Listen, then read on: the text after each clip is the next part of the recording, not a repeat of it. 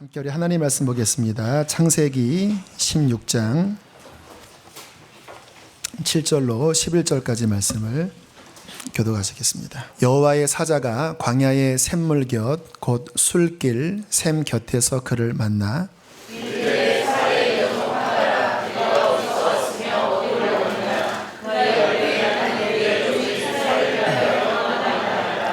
여호와의 사자가 그에게 이르되 내 여주인에게로 돌아가서 그 수하에 복종하라.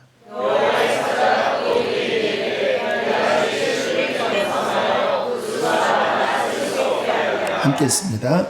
여호와의 사자가 또 그에게 이르되 내가 임신하였은즉 아들을 낳으리니 그 이름을 이스마엘이라 하라. 이는 여호와께서 내 고통을 들으셨음이니라. 아멘. 우리 창세기 16장은 하갈이 이제 임신을 하게 되고 이스마엘을 낳게 되는 사건의 기록인데요. 한번 생각을 해봤으면 좋겠어요. 아브라함의 일생 중에서 오늘 이 본문의 사건이 하나님이 계획하셨던 원래의 계획이었을까요? 그래, 내가 이런 방식을 통해서 내가 이스마엘을 내가 태어나게 하겠다. 그런 계획에 포함되어 있는 것일까요? 그렇지 않습니다. 오늘 이 성경의 사건은 지난주에 나눴던 말씀처럼 사라의 조급함 때문에 인간적인 생각을 하게 되었고 그 인간적인 생각으로 말미암아 빚어진 실수입니다.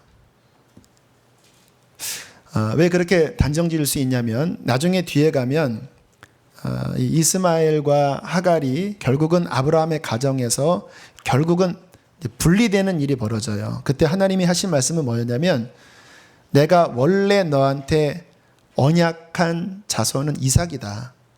그래서 때가 되면 이제 분리해야 된다. 그렇게 말씀을 하신 것을 보면 오늘 이 사건은 하나님의 원래의 계획은 아니에요. 실수한 사건입니다. 자, 그러나 우리가 또 하나 생각해야 될 것은 뭐냐면 그러면 이 아브라함과 사라의 이 실수가 이 하갈의 이러한 상황들이 단순한 실수와 실패로 끝나는 것일까요? 무의미한 하나의 해프닝일까요? 그렇지 않아요. 이게 성경을 보면서 우리가 하나님을 알아가면서 겪는 오묘함인데 분명히 하나님의 원래 계획은 아니지만 실수였지만 하나님께서는 이 실수를 선한 은혜로 바꾸신다라는 거예요.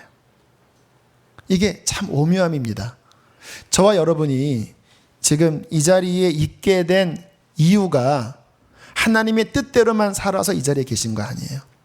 어떤 면에서는 우리가 실수했기 때문에 실패했기 때문에 우리의 죄를 깨닫고 오히려 정말 회개하게 되고 하나님께로 돌아온 사람들이 부지기수입니다. 저도 제 인생을 돌이켜보면 하나님 앞에 바르게 살지 못했던 부분 때문에 제가 더 겸손해지게 되었습니다. 무익한 자라는 것을 제가 알아요. 제가 하나님의 은혜를 생각하면 눈물이 자주 나거든요. 근데 왜 눈물이 나냐면 내가 얼마나 부족한 자라는 것을 저의 실수를 통해서 경험했기 때문에 그래요. 그러면 실수는 나쁜 거였지만 결국은 하나님께서 선하게 바꾸신 거잖아요. 물론 우리가 이러한 진리를 이야기할 때 치우치면 안 됩니다. 본인이 실수해 놓고 다 하나님의 뜻이었다. 그리고 합리화해서는 안 돼요. 분명히 우리가 잘못한 건 우리가 잘못한 거예요. 그러나 하나님은 우리가 회개할 때 우리의 실수보다 더 크신 은혜로 우리의 실수를 바꾸어 선하게 만들어 주십니다.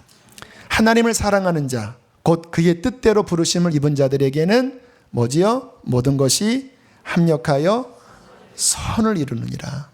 그러한 측면에서 보면요, 인간이 창세기 3장에 죄졌잖아요. 그래서 이 드글드글한 고통이 인간에게 찾아왔잖아요. 대실패입니다.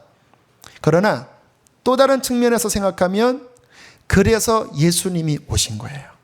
하나님의 더 큰 은혜가 나타나 죄가 더한 곳에 은혜가 더하여 오히려 하나님의 인자와 사랑을 인간의 실패를 통해서 보여주신 것. 이게 복음의 핵심 원리 아닙니까?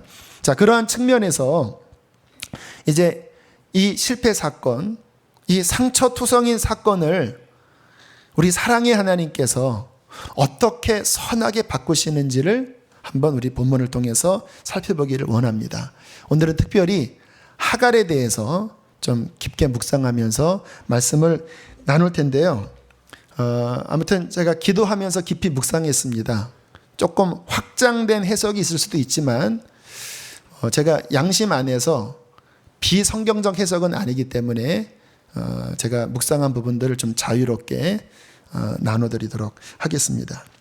자, 하갈 하면 이미지가 어떠세요? 좀 교회 다니신 분들. 하갈, 이스마엘, 오늘 본문의 주인공들이거든요. 흑과 백 중에서 조금 느낌이 흑에 가깝죠. 아예 흑은 아니지만 영화를 따지면 그 좋아하는 주인공 악역은 아니지만 그 사이드에서 엑스트라인데 좀 천덕꾸러기 엑스트라. 막 대들었잖아요. 이 하갈이 그 여주인 사라한테, 아브라함의 아내한테 막 대들었잖아요. 또 더군다나 실은 별로 존재감이 없는 사람입니다. 이 고대 당시에 종은요, 물품 중에 하나 속할 정도의 인식이었어요. 그것도 여종이고, 그냥 오늘 이 본문에 하갈이 집 나가는 것으로, 그리고 더 이상 언급하지 않아도 별 무리스럽지 않을 정도의 존재감이 없는 인물이 하갈이에요. 자, 그런데 하나님께서는 오늘 그 하갈을 통해서 기이한 은혜를 보여주시거든요. 그것을 우리가 오늘 살펴보기를 원하는 거예요. 자, 하갈을 좀 더 살펴보면요, 하갈이 어떠한 사람인지 16장 1절에 출신을 말씀하고 있습니다. 우리 1절 말씀을 함께 읽겠습니다. 시작.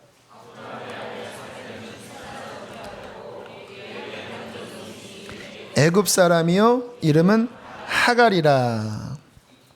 자, 출신이 어디예요? 애굽이에요. 그런데 애굽 사람이기는 하지만 이 이름 하갈이라는 이 인명이 주석책을 보니까 애굽 인명이 아니래요. 또 다른 동방세계 이름이래요. 다시 말하면 일본에서 종이 왔는데 이름이 짱찌가 되는 거예요.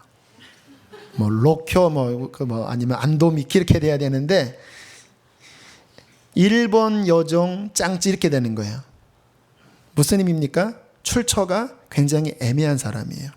더군다나 그렇게 종으로 팔려온 그 집도 가나안 사람 본토민이 아니라 역시 사라도 이방에서 온 그 집에 들어온 여종이에요.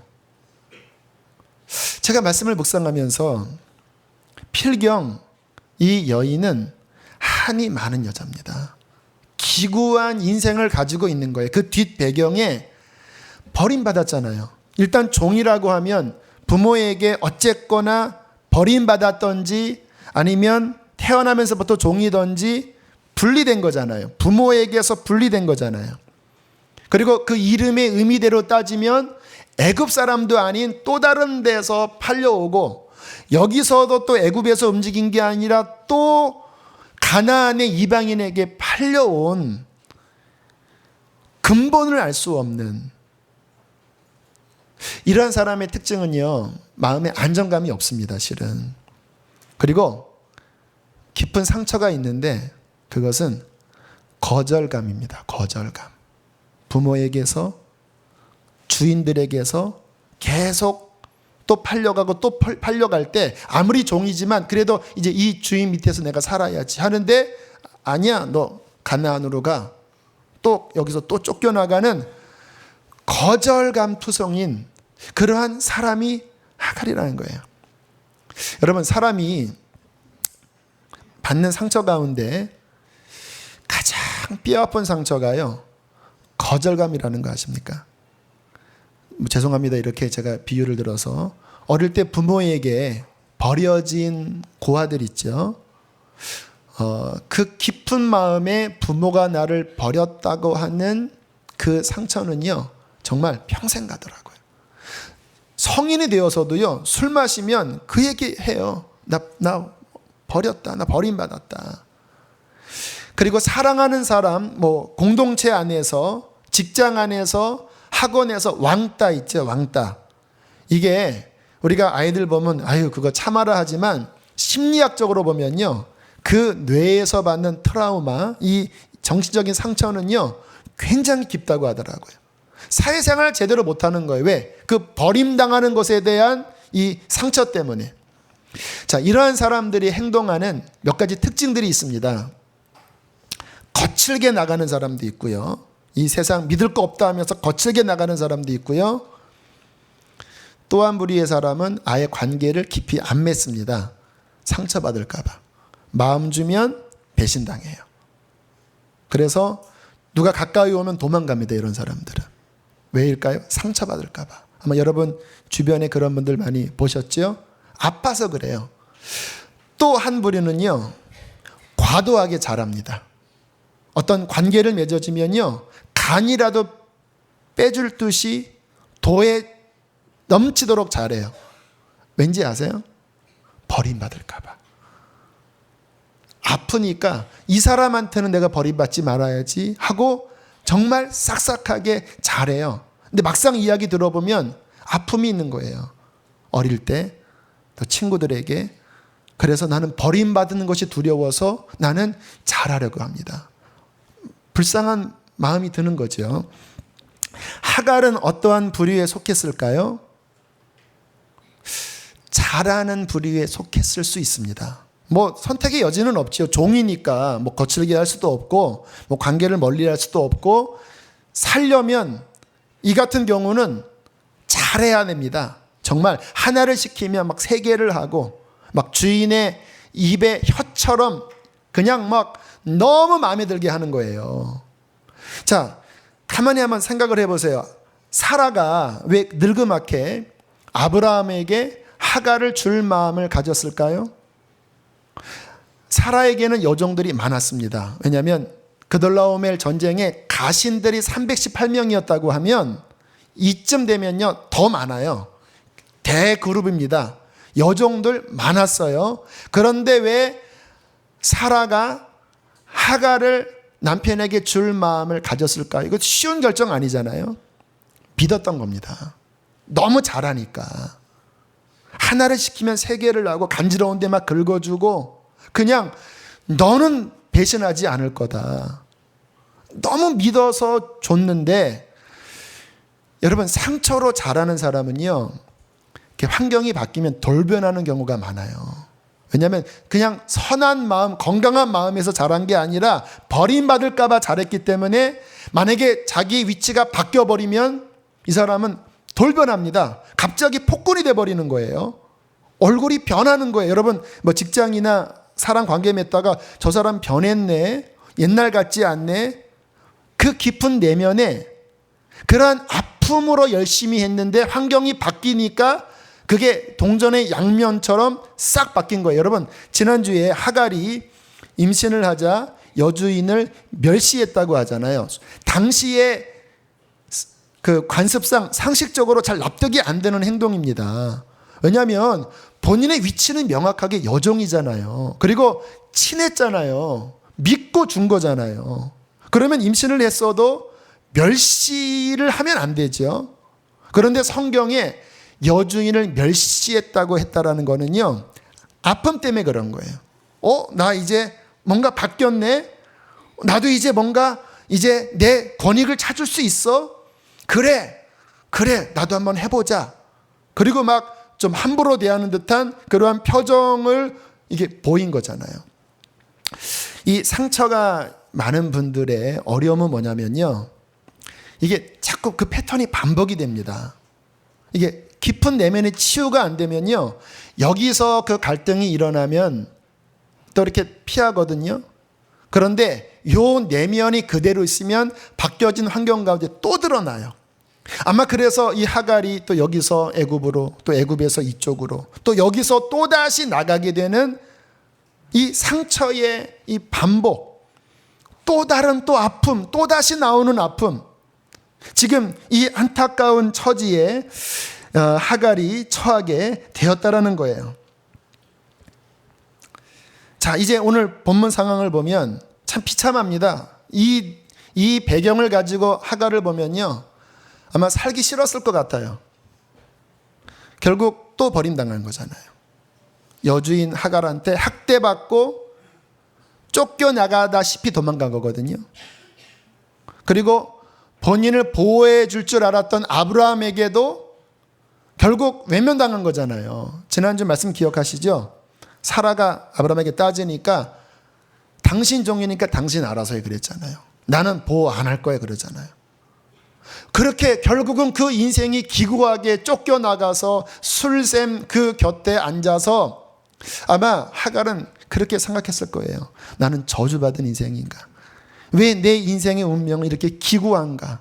왜 다 나를 싫어하는 거야? 왜 나는 이렇게 버림당하는 거야? 아마 그의 마음속에 하나님도 나를 버렸다고 생각할 수 있을 거예요. 자, 이러한 장면이 오늘 본문인데, 그런데 오늘 성경에 놀라운 광경이 벌어지고 있습니다. 7절, 8절입니다. 함께 두 절을 읽겠습니다. 시작. 여호와의 사자가 광야의 샘물 곁 곧 술길 샘 곁에서 그를 만나 이르되 살의 여종 하갈아 내가 어디서 왔으며 어디로 가느냐? 그가 이르되 나는 내 여주인 사례를 피하여 도망하나이다. 자, 성경에 여호와의 사자가 나타났다라는 말은 하나님이 나타나셨다라고 하는 말, 그 말입니다.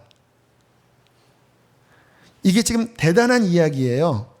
성경에 가만히 보시면요, 아브라함 같은 사람이나 하나님과 자주 이런 대면을 했지, 이삭조차도 이렇게 하나님의 천사와 대면한 게 그 일생에 한 번밖에 없어요. 야곱도 두세 번밖에 없어요. 여성을 보면요, 전무합니다. 사라 이렇게 하나님 만난 적 없어요. 리브가 이렇게 하나님 만나지 못했어요. 심지어는 하와조차도 하나님을 이렇게 대면하지 못했어요. 그런데 이게 지금 기가 막힌 게 존재감이 없는 한 여종을 하나님께서 천사를 통해서 친히 나타나셔서 지금 굉장히 길게 대화 나누고 계신 거예요. 7절, 8절, 9절, 10절, 11절, 12절까지 장장 6절이나 할애하면서 이 존재감 없는 엑스트라와 같은, 그냥 집 나가고 더 이상 아무 언급도 안 해도 될 만한 이 인생에 하나님께서 찾아오신 것입니다. 그러더니 기가 막힌 이야기를 하시는 거예요. 자, 9절은 나중에 살피고요. 10절, 11절 함께 보겠습니다. 시작. 여호와의 사자가 또 그에게 이르되 내가 내 씨를 크게 번성하여 그 수가 많아 셀 수 없게 하리라. 여호와의 사자가 또 그에게 이르되 내가 임신하였은즉 아들을 낳으리니 그 이름을 이스마엘이라 하라. 이는 여호와께서 내 고통을 들으셨음이니라. 하나님께서 그 뱃속에 있는 아기를 축복하시면서 그 이름을 지어주시는데 아기를 위한 이름이 아닙니다. 하갈을 위한 이름이었습니다.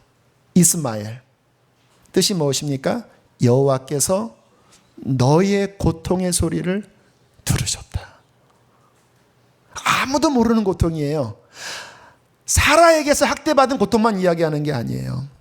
본인의 출생부터 이 자리에 이르기까지 한이 많은 여자인데 그 누구에게도 털어놓지 못한 깊은 그 한을 가졌는데, 고통이 있었는데 하나님이라는 분이 천사를 통해 나타나셔서 여호와께서 너의 그 아픔을, 너의 그 고통을, 너의 그 중심의 소리를 하나님이 들으셨다. 너의 자녀를 내가 복주겠다. 그렇게 하나님께서 말씀을 하시는 거예요. 여러분, 이 사람이 정말 말 한마디에 천냥빛을 갚는다고요. 힘든 사람들은요, 힘들지. 그거 하나만 알아줘도요, 마음 다 풀립니다.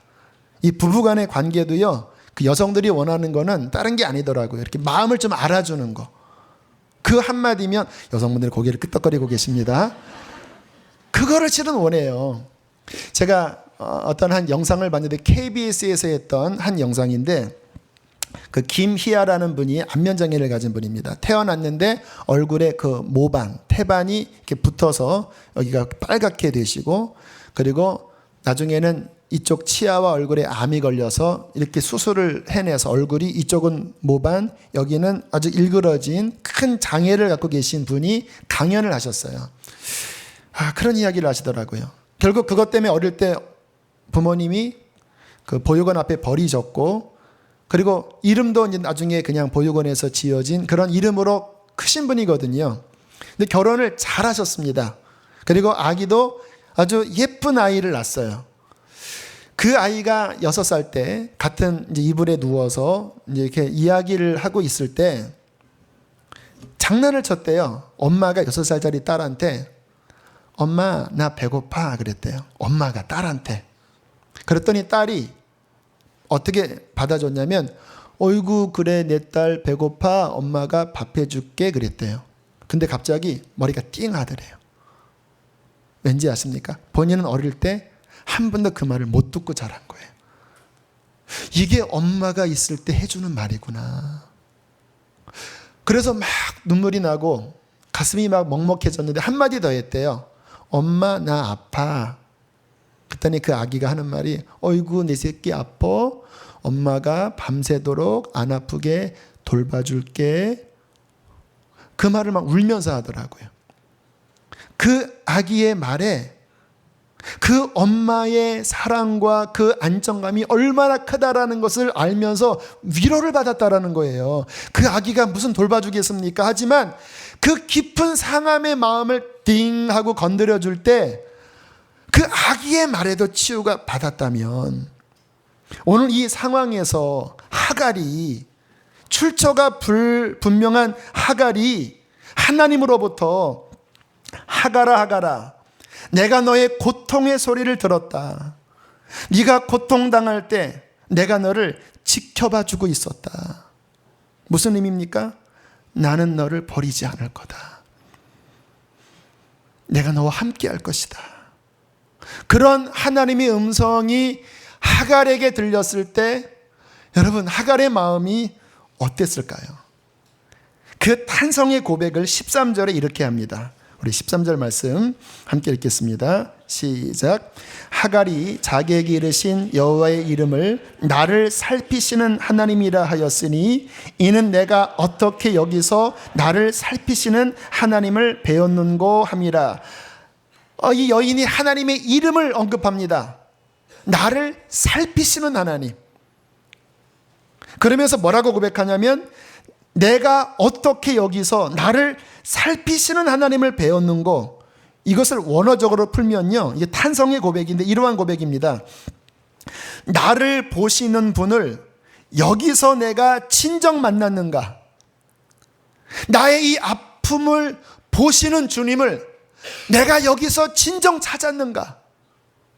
사라에게서도 못 찾았고 아브라함에게서도 못 찾았고 애굽에서도 못 찾았는데, 이 버림받은 이 어둠의 눈물의 이 장소 가운데서 나의 그 아픔을 돌보시는 그 하나님을 내가 진정 만났나?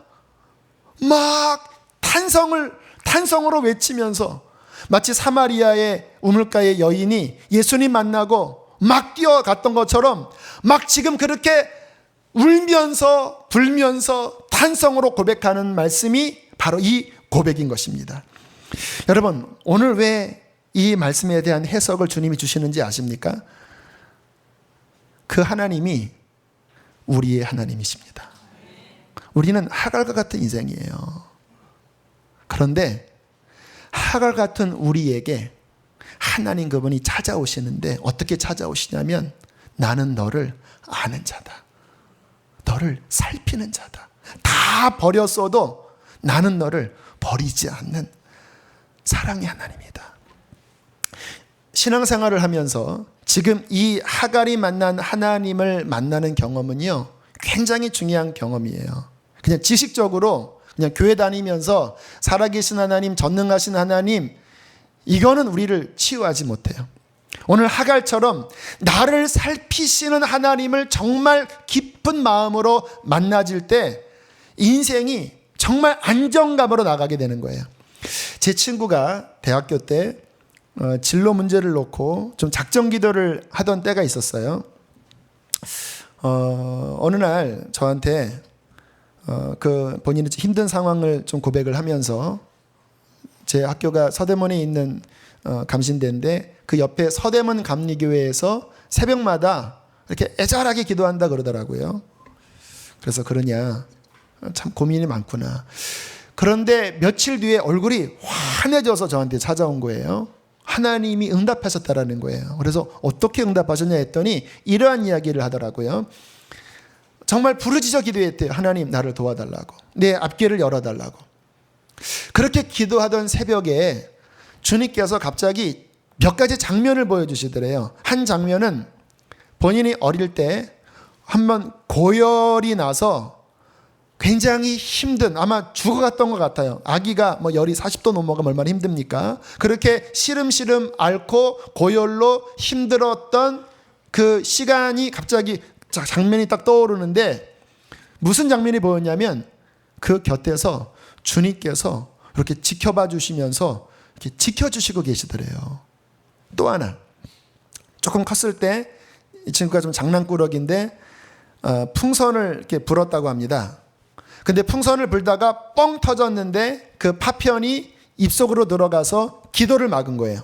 그러니까 하다가 결국은 이제 정신을 잃고 엎어졌는데, 그때 엎어지면서 요 기도를 막았던 풍선이 툭 튀어나오면서 살게 된 거예요. 그렇게 아이들이 많이 죽잖아요. 본인이 전혀 기억지 못한 그 장면이 딱 떠오를 때 주님이 주신 음성, 내가 너를 지켜주었다. 그리고는 이 친구가 회복이 된 거예요. 본인의 그 진로에 대해서 고민을 많이 하고 있었거든요. 근데 하나님이 뜬금없이 왜 옛날 이야기를 보여주십니까? 하갈처럼 나는 너를 감찰하는 하나님, 너를 어릴 때부터, 네가 나를 알지 못했을 때부터 나는 너와 함께한 하나님이었다. 그게 만나지니까, 그게 믿겨지니까 본인의 미래에 대하여 고민이 이제 안 드는 거예요. 지금은 그 친구가 그 성경 내비게이션 성경이라고 하는 성경을 출간하면서 그 성경 통독 사역을 지금 하고 아주 귀한 사역을 하고 있는 친구가 되었어요. 저 같은 경우는요, 아까 그 거절받은 상처 이야기했는데, 실은 제 마음 안에 있는 깊은 상처가 거절감의 상처예요.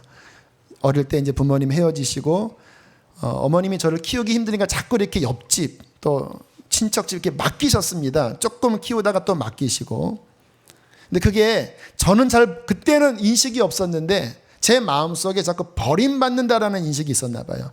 초등학교 6학년 때 5학년 때 겨울이었는데 어머님이 그 옆집 동준이, 박동준, 인터넷으로 들으면 연락해 주세요. 그 집에 저를 맡기시면서 한 달에 얼마 줄 테니까 이 아이를 좀 돌봐주세요. 그 이야기를 제가 이렇게 옆방에서 들었어요. 그런데 지금도 그 생각이 나요. 너무너무 서러운 거예요. 그래서 제가 눈 오는 겨울 바깥에 나가서 몇 시간을 울면서 다녔습니다. 이렇게. 근데 지금 생각해 보니까 제가 왜 울었는지 그때는 몰랐거든요. 너무너무 서러웠어요. 지금 생각해 보니까 제가 꼭 팔려가는 느낌이 드는 거예요. 버림당한 느낌이 드는 거예요. 한 달에 몇만 원에. 결국 나중에 이제 제가 주님 만나고 이제 점점 제 영혼을 이렇게 치유하는 과정을 밟던 어느 날 34살 목사가 됐을 때, 안산관임교회 있을 때, 그때 담임 목사님과 함께 가족 치유, 마음 치유라고 하는 그 내적 치유 그 책을 함께 서로 나누는 시간을 그때 교역자들과 가졌었는데, 그때 목사님이 그림을 하나 그리라고 하더라고요. 어릴 때 그 힘들었던 장면이 떠오르는 그림을 그리래요.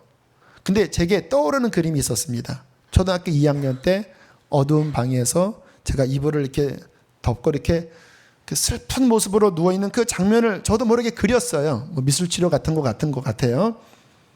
그런데 그 그림을 그리면서 주님의 이렇게 은혜가 이렇게 쭉 임하더니 또 하나의 그림이 자동적으로 그려졌습니다. 그 위에 예수님께서 이렇게 저를 바라보고 계신 그림을 제가 그린 거예요. 근데 그 주님의 눈빛이 한없이 불쌍한 눈빛, 긍휼히 여기시는 눈빛으로 저를 이렇게 보고 계시는 거예요. 그게 주님의 응답이었을까? 저는 그렇게 믿습니다. 그때 제가 깊은 위로를 받은 게 뭐냐면 교회 안 다닐 때였거든요. 그런데 그 그림의 의미는 이거였습니다. 그때도 나는 너와 함께 있었다. 그때도 나는 너를 지켜보고 있었다. 나를 감찰하시는 하나님을 내가 여기서 배웠도다. 여러분, 우리 하나님의 사랑과 여러분을 향하신 계획은 여러분의 경험과 아픔과 실패를 초월하십니다. 주님께서 여러분을 알고 계십니다. 그냥 60억, 70억 중에 그 한 명이 아니라 그 한 명 한 명을 존귀한 자로 여러분을 지켜보고 계시고 사랑하고 계셔요. 오늘 성경에 나를 살피신다. 여러분, 생각을 해보세요. 누군가를 주의 깊게 본다라는 말은요, 무슨 의미인지 아세요? 여러분이 길거리 지나가다가 쓰레기를 보지만 살피지는 않아요. 여러분이 지나가다가 지나가는 사람들을 지나치면서 보지만 살피지는 않아요. 그러나 여러분이 살피는 대상이 있습니다. 자녀들. 전 아침에 오늘 씻고 나오면서 아이들이 이렇게 누워있는 장면을 이렇게 유심히 봤어요. 이쁜 거예요. 잠자는 모습이. 왜 제가 살핍니까? 귀하니까. 오늘 하갈이 나를 살피시는 하나님을 내가 여기서 만났구나라고 했을 때 그 느낌은 그냥 하나님이 그냥 냉랭하게 이렇게 보신다라는 느낌이 아니고 아무도 나를 알아주지 않았는데 하나님 그분이 나를 아셨군요. 하나님이 나는 여종에 불과한데 이렇게 버림받아도 아무 존재감이 없는 자인데 하나님은 나를 복 주실 정도로 이렇게 존귀하게 보셨군요 했을 때 그 마음 깊은 곳에 치유가 일어나는 거예요. 똑같은 말씀이 시편 139편에 나옵니다. 다윗이 했던 고백인데요. 기가 막히게 오늘 이 하갈의 고백과 딱 짝이 맞는 말씀이에요. 제가 그냥 읽어드릴 텐데 개역 한글 버전으로 읽어드릴게요. 여호와여, 주께서 나를 감찰하시고 아셨나이다. 주께서 나의 앉고 일어섬을 아시며 멀리서도 나의 생각을 통촉하시오며 나의 가는 길과 내가 눕는 것을 그윽한 눈빛으로 감찰하시며 내가 행동하는 모든 행동까지도 익히 아시오니 여호와여, 내 혀의 말, 탄식, 한숨, 신음조차도 알지 못하시는 것이 하나도 없으시니이다. 주께서 나의 앞뒤 전후를 두루시며 제가 그렸던 그림이 그 그림이었거든요. 내 인생의 앞뒤를 호위하시고 두루시며 내게 안수하셨습니다. 이 지식이 내게 너무 기이하니 너무 높아서 감히 내 생각이 미치지 못할 지경입니다. 내가 주의 신을 떠나 어디로 가며 주의 앞에서 어디로 피하리이까? 내가 하늘에 높이 올라갈지라도 하나님은 거기 계시며 음부에 떨어져서 음부 한가운데 내 자리를 펼지라도 하나님은 거기 계시니이다. 내가 새벽 날개를 치며 저 바다 끝에 모두가 기억지 않는 저 광야 끝에 바다 끝에 홀로 거한다 할지라도 곧 거기서도 주의 손이 나를 인도하시며 주님의 오른손이 나를 붙드시리이다. 하나님이 오늘 여러분에게 말씀하십니다. 내가 혹시 말하기를 흑암이 정녕 나를 덮고 내 인생은 캄캄한 밤이 되었습니다. 앞이 보이지 않습니다. 나는 버림받았습니다. 나는 하갈입니다. 나를 두름 빛은 밤이 되리라 할지라도 주님에게는 주님의 눈 아래서는 흑암이 숨기지 못하며 밤이 낮과 같이 비추나니 주님의 눈 안에는 내 인생의 밤과 낮이 결코 구분되지 않고 하나님은 밤도 대낮처럼 내 인생을 살피시고 지켜봐보고 계십니다. 뒤에는 무슨 말씀하냐면요, 내가 어머니의 태중에서, 어머니의 그 장부에서 내 형질이 다 이루기 전에, 심장이 뛰기 전에, 뇌세포가 만들어지기 전에 이미 하나님은 나를 보셨고 나를 조직하셨다고까지 말씀을 하고 있는 것입니다.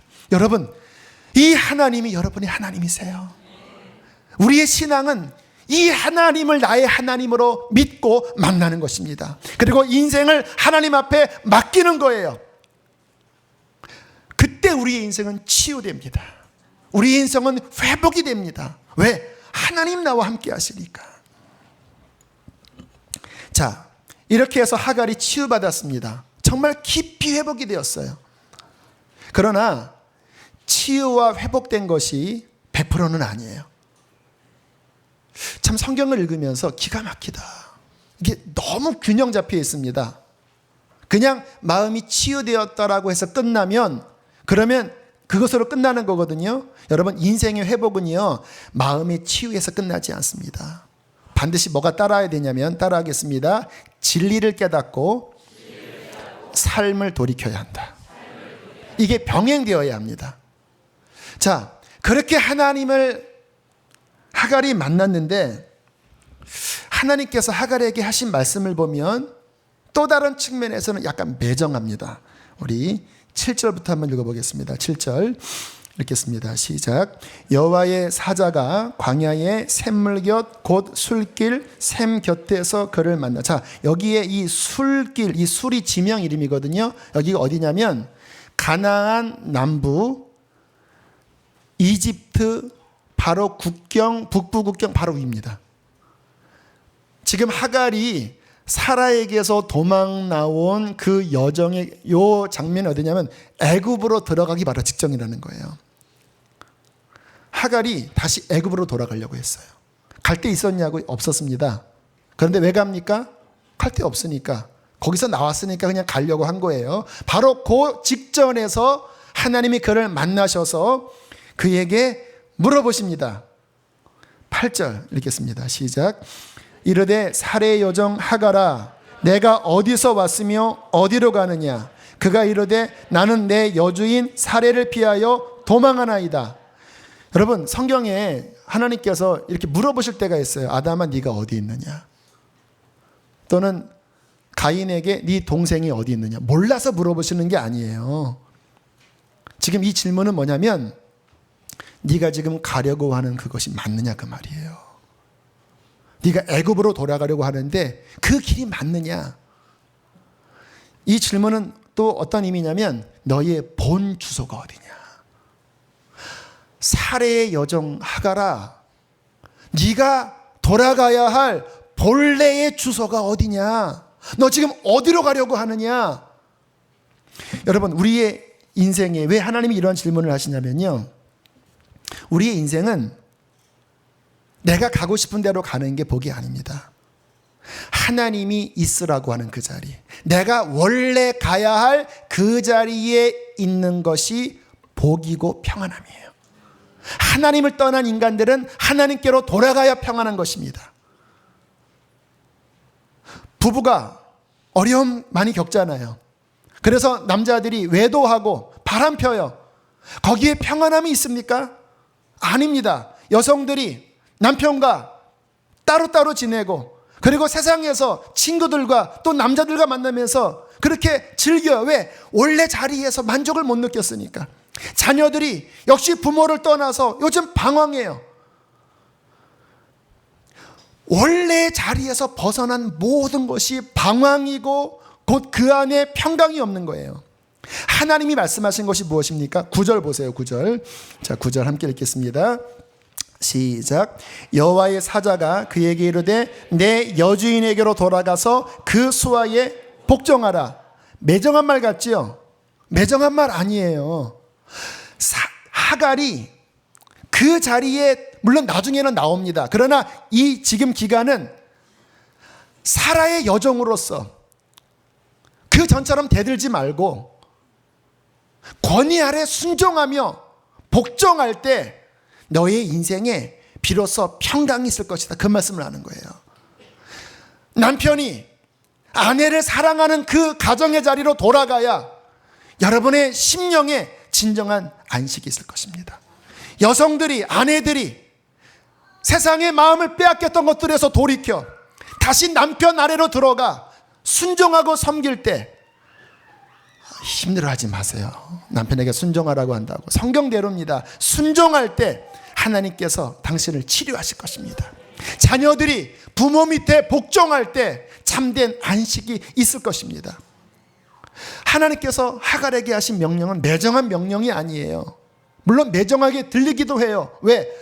그 학대받았던 곳으로 돌아가라고 하니까, 버림받았던 그 상처 입은 곳으로 돌아가라고 하니까. 그러나 그냥 돌아가는 게 아니라 다시 그 자리에 돌아가서 복종해라, 순종해라, 원래 네 자리를 지켜라.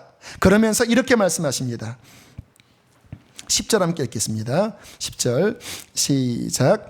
여호와의 사자가 또 그에게 이르되 내가 내 씨를 크게 번성하여 그 수가 많아 셀 수 없게 하리라. 무슨 의미입니까? 돌아가면 네 태중에 있는 씨는 큰 복을 받을 것이다. 12방백을 이룰 것이다. 돌아가라. 내가 복 주겠다. 그전에는 너의 인생을 돌볼 자가 없었는데 이제 내가 돌보겠다. 그 대신 순종해라. 너의 본분을 지켜라. 내가 너희 자녀를 번성하게 할 것이고 내가 너희 소리를 날마다 들어줄 것이다. 자, 마지막 15절을 한번 보세요. 함께 읽겠습니다. 시작. 하갈이 아브라함을 낳음에 아브라함이 하갈이 낳은 그 아들을 이름하여 이스마엘이라 하였더라. 자, 돌아간 상황인데요, 여기에 다시 사라가 하갈을 학대했다고 하는 말씀이 안 나와요. 관계가 풀어진 거예요. 하갈이 돌아왔을 때 사라의 마음이 어땠을까요? 왔냐? 뭐 이러지 않았겠습니까? 도망간, 마음이 안 든 괘씸한 여종인데, 근데 하갈이 이제 잘하는 거예요. 그전에는 상처 때문에 잘하다가 상처 때문에 멸시했는데 치유가 됐잖아요. 이제는 상처가 아니라 정말 하나님의 은혜를 깨닫고 진심으로 복종하는 거예요. 진심으로 섬기는 거예요. 그러니까 관계가 풀어집니다. 여러분, 하나님과 나 사이에 치유가 일어나고 회복이 되잖아요. 그러면 관계도 풀어지게 됩니다. 할렐루야. 정말 섬기면, 여러분, 사람이 왜 이 반항심이 나오는지 아세요? 아무도 나를 안 알아주니까 상처 때문에 불쑥불쑥 하는데, 하나님이 나를 알아주신다고 생각하면 사람이 뭐라고 해도 큰 상처 안 돼요. 왜? 하나님이 나를 봐주시니까. 자, 그리고 오늘 성경에 하갈이 아브라함의 아들을 낳음에 아브라함이 하갈이 낳은 그 아들을 이름하여 아브라함이 이름을 짓죠. 이스마엘. 어떤 뉘앙스입니까? 아브라함이 보호해 주는 거예요. 이제는 하나님께서 그렇게 감동하셨겠죠. 잘해줘라. 얘도 내 사랑하는 딸이다. 이 뱃속에 있는 아들도 내가 복줄 아들이야. 그러니까 너무 무심하게 하지 말고, 아프잖아, 잘해줘라. 그러니까 아브라함도 이제 보호해 주는 거예요. 결국 모든 것이 화평하게 풀어지면서 하나님께서 이 실수와 같은 사건을 하나님의 선한 은혜로 회복해 주시는 것입니다. 여러분, 그 하나님이 우리의 하나님이세요. 우리 실수합니다. 가정이 어렵습니다. 우리 인생에 갈등이 와요. 그러나 기억하십시오. 하나님을 바라보고 주께 귀를 기울이고 주님을 만나면 주님이 그 아픈 부분을 치료하실 거예요. 그리고 치료로 끝내지 마시고 순종하세요. 복종하세요. 내 본분을 잘 지키세요. 왜? 문제의 원인은 또 거기에 있었던 거예요. 상처만이 아니라 나의 복종하지 못하는 그 반항심 때문에 그게 있었던 거예요. 다시 진리 앞에 순종하면 하나님께서는 그 고통의 소리를 들으시고 그 아이를 복 주시게 될 것입니다. 하나님의 이 은혜가 저 여러분의 인생에 넘쳐나기를 주의 이름으로 축복합니다. 함께 시간 찬양하겠습니다. 주 품에 품으소서. 성경에 우리가 돌아갈 곳 명확하게 말씀을 하셨습니다. 예수 그리스도. 예수 그리스도. 하나님의 위대한 자비의 초대. 어떠한 사람이라도 예수 그리스도 안으로 돌아가면 그 인생은 예수 안에서 치유가 되고 회복이 되고 살아날 것입니다. 이 찬양 고백하고 우리 주님 앞에 깊이 나아가는 시간을 갖겠습니다.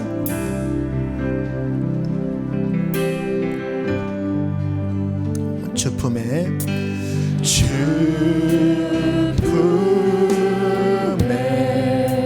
키보드 좀 올려주세요.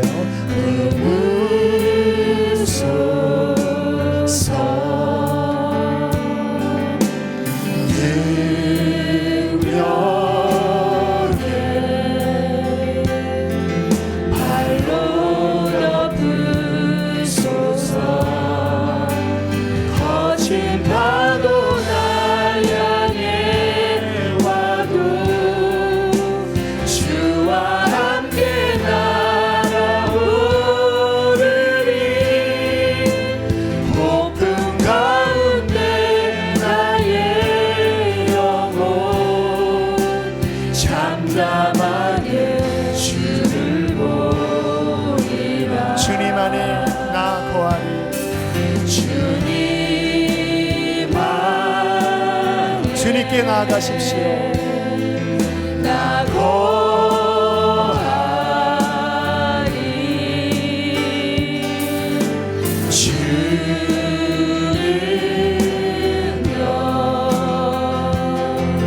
나 잠잠히 믿네. 거친 파도 날 향해 와도 주와 함께 날아오르리. 폭풍 가운데 나의 잠잠하게 주를 보리라. 잠잠하게 주를 우리 담대하게 선포합시다. 거친 파도 날 향해 와도 주와 함께 날아오르리. 함께 하나님이 치료하여 주실 것입니다. 하나님이 우리 인생을 회복하여 주실 것입니다. 가운데 나의 잠잠하게 주를 보리라. 잠잠하게 우리 한 번 더 마지막 선포하고 기도할까요? 거친 파도 날 향해 와도 주와 함께 날아오르리. 주와 함께 날아오르리. 폭풍 가운데 나의 영혼 잠잠하게 주를 보리라. 이 시간 폭풍 가운데 있는 분이 계십니까? 내 인생이 어둠 가운데 있다고 여겨지는 분이 계십니까? 실패했다고 여겨지는 분이 계십니까? 주님께로 나아가십시오. 하나님을 사랑하는 자, 곧 그 뜻대로 부르심을 입은 자들에게는 모든 것이 합력하여 선을 이루실 것입니다. 하나님 만나십시오. 나를 살피셨던 하나님을 만나십시오. 그리고 다시 원래의 자리로 돌아가 순종하십시오. 하나님이 여러분의 인생을 회복하여 주실 것입니다. 기도하시겠습니다. 할렐루야, 할렐루야. 살아계신 하나님 아버지, 하나님 나를 살피시는 하나님, 나를 감찰하시는 하나님, 내가 여기서 나를 살피시는 하나님을 만났습니다. 내가 여기서 나를 지켜봐 주시는 하나님을 만났습니다. 하나님 아버지, 하나님, 주님 사랑하는 성도들의 영혼 하나님 아버지, 주님 위로하여 주시고 주님 만나주소서. 성령으로 임재하여 주십시오. 성령으로 임재하여 주십시오. 성령으로 임재하여 주십시오. 하나님을 알게 하여 주십시오. 주님 풀어주십시오. 모든 상하고 병든 것들을 하나님 풀어주십시오. 내가 너를 알고 있노라. 내가 너를 알고 있노라. 하나님 아버지, 우리를 만나주시고 회복하여 주십시오. 회복하여 주십시오. 하나님 아버지, 주님께 우리 인생을 맡깁니다. 주님을 따라가기를 원합니다. 하나님 찬양합니다. 어느 만져주십시오. 더 만져주십시오. 더 만져주십시오. 더 만져주십시오. 더 만져주십시오. 하나님을 찬양합니다. 하나님을 찬양합니다. 하나님 감사합니다. 거친 파도 고백할까요? 거친 파도 날 향해 와도 주와 함께 나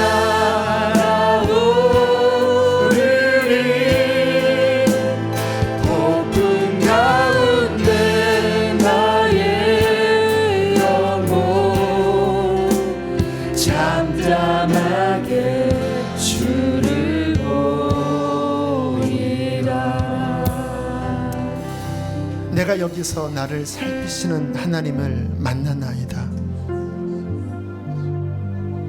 하나님, 모두가 나를 버린 것 같고 내 인생은 계속 실패와 고통의 연속이었으나